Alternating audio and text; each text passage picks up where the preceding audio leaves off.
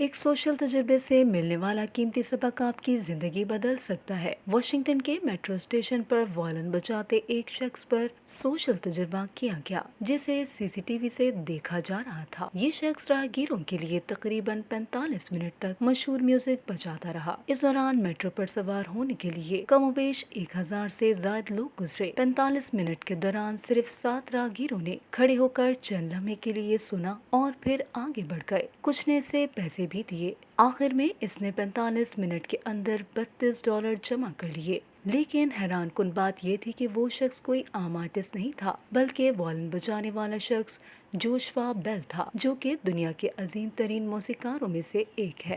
وہ جو وائلن بجاتا رہا، اس کی قیمت $3.5 ملین تھی۔ اس تجربے سے چند روز پہلے جوشوا نے بوسٹن میں شو کیا تھا جس کے تمام ٹکٹ فروخت ہو گئے تھے، جس میں سب سے کم ٹکٹ $100 کا تھا۔ بہت سے ایوارڈ جیتنے والے موسیقار نے نامناسب جگہ اپنا ٹیلنٹ پیش کیا اور لوگوں نے اس ٹیلنٹ کو نہیں سمجھا اور نہ ہی اہمیت دی جو انہیں مفت میں مل رہا تھا۔ اس تجربے سے یہ سبق ملتا ہے کہ خود کو ٹیلنٹ کے مطابق صحیح جگہ پر رکھیں، ورنہ آپ کا ٹیلنٹ اور تخلیقی صلاحیتیں ضائع ہو جائیں گی۔